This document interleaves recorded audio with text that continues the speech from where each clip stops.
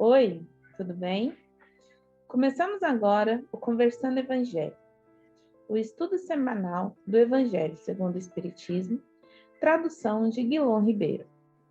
O estudo de hoje é o número 29, capítulo 7, Bem-aventurado os pobres de espírito.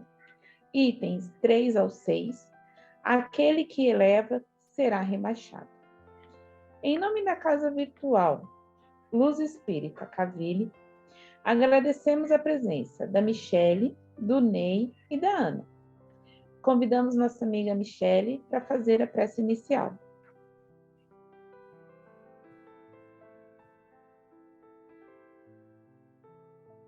Deus nosso Pai, Jesus Mestre e espiritualidade amiga, agradecemos por mais uma oportunidade de estudo, agradecemos pelo seu Evangelho em nossas vidas e pela oportunidade de mais essa encarnação e desse aprendizado, pela oportunidade de evoluirmos e de progredirmos.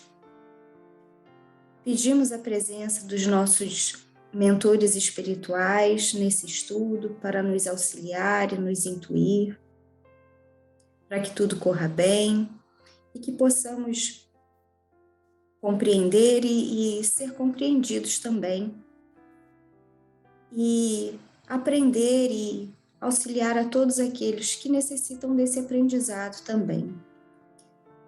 Pedimos que console aqueles corações que precisam ser consolados, abençoe a todos aqueles irmãos que estão em hospitais, estão necessitando de amparo e do seu apoio.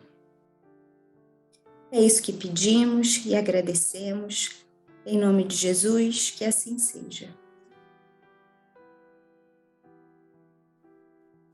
Que assim seja. Que resposta Jesus deu ao pedido de uma mãe?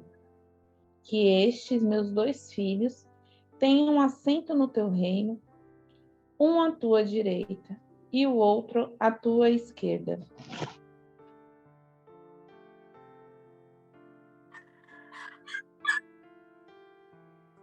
Então, Jesus respondeu dizendo que quem decide onde se assentar no reino dos céus é o Pai, é Deus, e não ele. O cálice que Jesus bebeu foi de dores. Essa mãe pediu o melhor para os filhos, mas sentar-se ao lado de Jesus, sem ter provado do fel que ele sorveu, aí já é orgulho, é egoísmo da parte dela. Jesus veio aqui na Terra para viver o Evangelho de Deus. Jesus sabia que enfrentaríamos aflições e muitos martírios em nossa estadia aqui na Terra. Mas ele pediu que, ao passarmos pelos nossos desencantos, nossos dissabores, que façamos com coragem, com resignação e com valentia, porque ele era assim, ele era uma pessoa corajosa. Precisamos seguir seus exemplos e seus ensinamentos e assim alcançaremos vidas mais ditosas em outras encarnações. O sentar-se à sua direita ou à sua esquerda, somente Deus o fará. Jesus viveu e nos deixou sua exemplificação salvadora de forma inconfundível. Jesus assinalou sua passagem aqui na Terra com abnegado amor e com augusta caridade. Sua exemplificação da manjedoura ao Calvário foi única, mas Deus, o Pai, somente Ele tem a decisão de sentar-se à direita ou à esquerda de Jesus. É isso.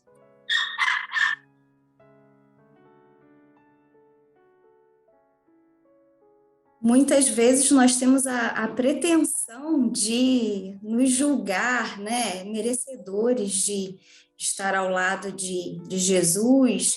A gente se julga merecedor mesmo, se o nosso orgulho, a nossa vaidade nos nos impele, né, a isso. E quando, na verdade, não é bem assim. E nós temos aí uma inversão de ideias, uma inversão de valores.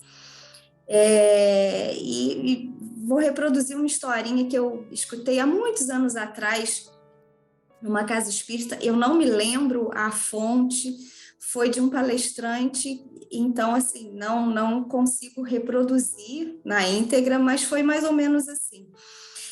Numa colônia espiritual, foi anunciado que naquela noite eles estariam em festa, porque chegaria uma pessoa muito importante.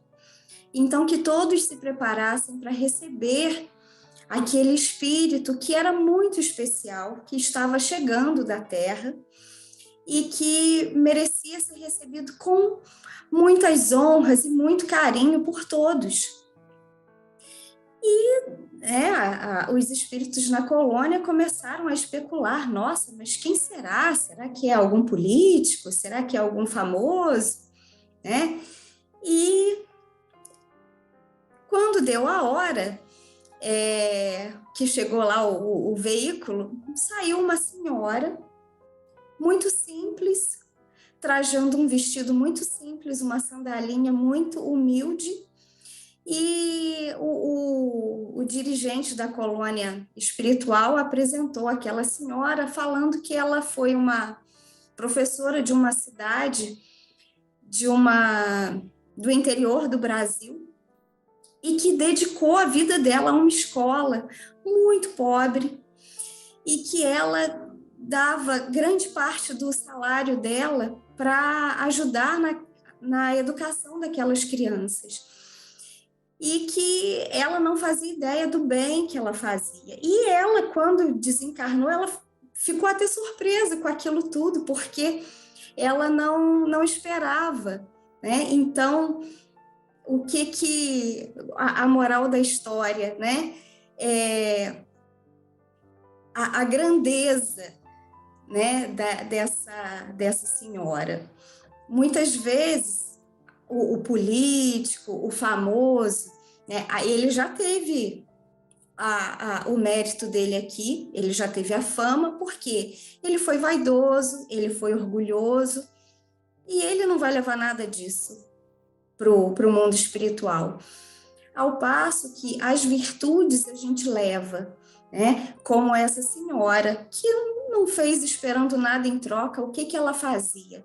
Ela só dava o amor, ela só simplesmente levava o conhecimento para uma comunidade muito pobre, ajudava da forma como ela podia, né? Ela dividia o pouco que ela tinha com as pessoas e fazia de bom grado, fazia porque podia e queria, e o mérito dela estava lá do outro lado esperando por ela, né? Ela foi recebida com muito carinho pela espiritualidade e com muita surpresa, assim como outros grandes espíritos que a gente sempre cita, né? Aqui, e todo mundo sempre lembra, Chico Xavier, dentre outros. Então, a gente precisa lembrar que os grandes tesouros, eles não são adquiridos aqui na Terra, e que a gente vai precisar voltar muitas vezes se a gente ainda buscar adquirir fama, riqueza terrena, porque enquanto nós buscarmos nos engrandecer aqui, a gente vai precisar voltar muitas e muitas vezes.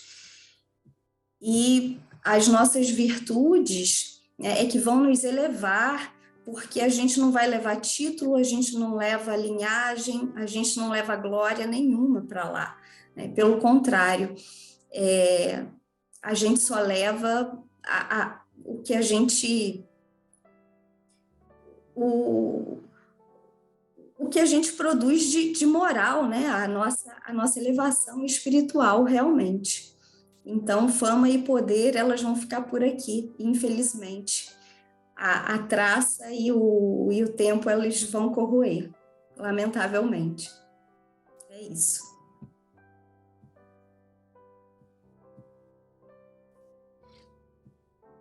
Jesus, no Sermão da Montanha, que bem se pode denominar a plataforma ou programa de sua obra de redenção, Jesus começou proferindo a seguinte sentença: bem-aventurados humildes de espírito, porque deles é o reino dos céus. Poderíamos perguntar, por que os humildes de espírito? Também poderíamos perguntar, bem-aventurados humildes, não seria o bastante? Por que a redundância humilde de espírito? Para o nosso questionamento, qual o motivo dessa superabundância de palavra? É simplesmente porque há várias formas de humildade, porém, só a de espírito é que faz jus ao reino dos céus. Há pessoas humildes de aspecto, de posição social, de haveres, de profissão, de trajes, de fisionomia, mas os que não são de espíritos, esses não entrarão no reino de Deus, né? Porque é uma das regras que Jesus falou. Outros, a cujas palavras, o gesto, resumando, ou seja, transpirando, lhaneza, ou seja, candura e doçura, afeto, humildade, mal esconde a soberba que domina seus corações. A verdadeira humildade, como aliás todas as virtudes, vem do íntimo do ser. O exterior nem sempre traduz o interior. Há grande número de maltrapilhos e de mendigos orgulhosos. Existem outros sim, excepcionalmente, embora exemplos de humildade entre pessoas abastadas que ocupam posição de destaques, mas há também os sábios humildes, que constituem honrosa exceção à regra geral que impera entre os letrados e os eruditos. A ignorância petulante e enfatuada é coisa vulgar e corriqueira.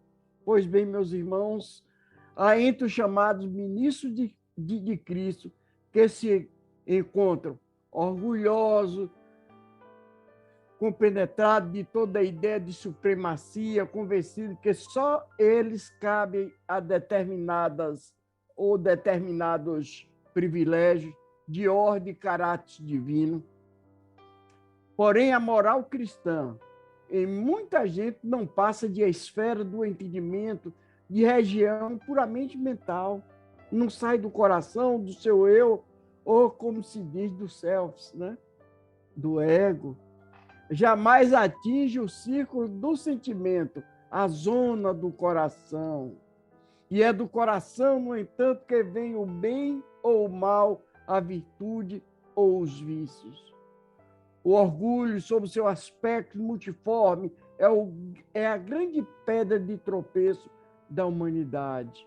É o pecado original em que os mortais trazem consigo a se aportar as plagas desse mundo. Daí, meus irmãos, a origem de todos os atritos e dissídios da odiosidade que mantém os homens em atitude de muitas ou de muitas hostilidades. Gratidão.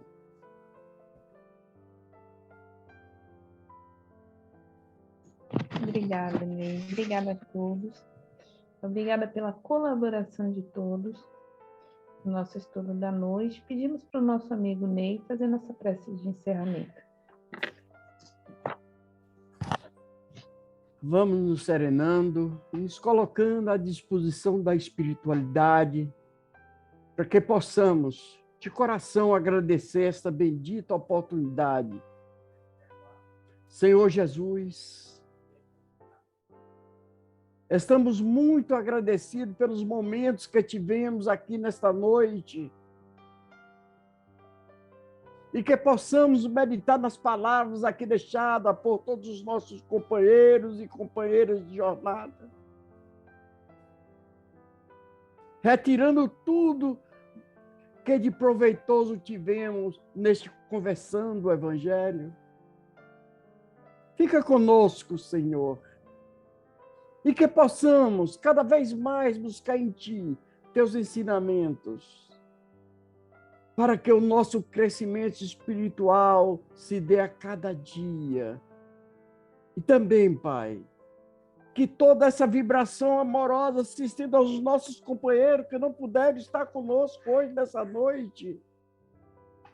Que em Teu nome, em nome de Deus e da espiritualidade amiga, possamos encerrar o nosso Conversando o Evangelho virtual de hoje, com o coração cheio de amor, cheio de paz e de humildade. Que o Senhor conceda a todos nós luz e bênção e uma noite de sono reconfortante para cada um de nós. Que assim seja.